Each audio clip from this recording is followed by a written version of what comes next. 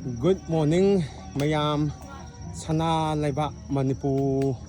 Ngasi date 2 November 2025 ni. Ahum suba yok chalai ngasi di. Anga ani su po pani ngasi di. Thena bani chingka bada. Wasu aham bani ngasi ahum suba aina yok chalhan bani. Sida lai pothahan bani aina. Aduga view sing do uhalake. Fazado.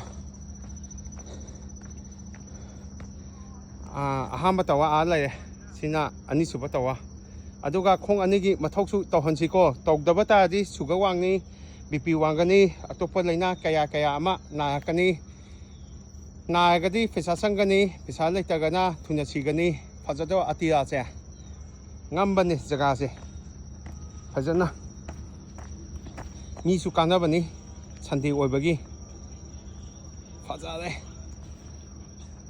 beauty mayam nungsi sanana laisi afaba wakan khansi afaba thabak tawminasi kanglepak nga yai fare fajale beauty